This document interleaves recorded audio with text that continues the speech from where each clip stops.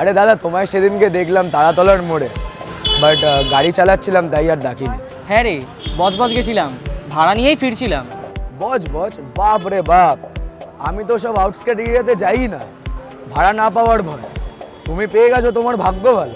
উহুম, ভাগ্য নয়, বাইক বুস্ট। বাইক বুস্ট ওসব অর্ডার ধরি না, ভাড়াটা ওখানে অনেকই কম দেয়। এটাই তো ভুল করিস। র্যাপিডোতে বাইক বুস্ট অপশানটা আছে বলেই না আউটস্কার্ট এরিয়াতে যাওয়ার ভরসাটা পাওয়া যায়।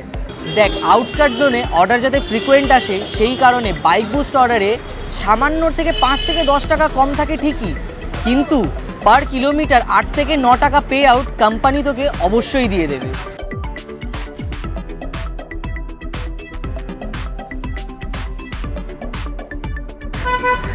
এই তো আমার বুস্টের অর্ডারগুলো দেখ, এই দেখ, কি বলো, কই দেখি তো। এই দেখ।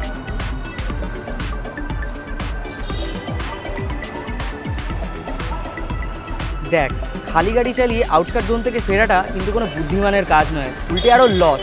সেখানে বাইক বুস্ট সার্ভিসের দ্বারা তুই যদি একটা মিনিমাম আর্নিংয়ের ট্রিপ করেও শহরে ঢুকে যেতে পারিস, তাহলে তোর ঝটপট ইনসেন্টিভসের রাইডও হয়ে যাবে, প্লাস আরও কোনো লসও হবে না। আরে দাদা, ঠিকই বলেছো, 0 থেকে 8 টাকা পার কিলোমিটার পাওয়া এটা কিন্তু খারাপ নয়। একদম। তাই আপনারাও বাইক বুস্ট অর্ডার অ্যাকসেপ্ট করুন আর আর্নিংসের ফ্লো বজায় রাখুন।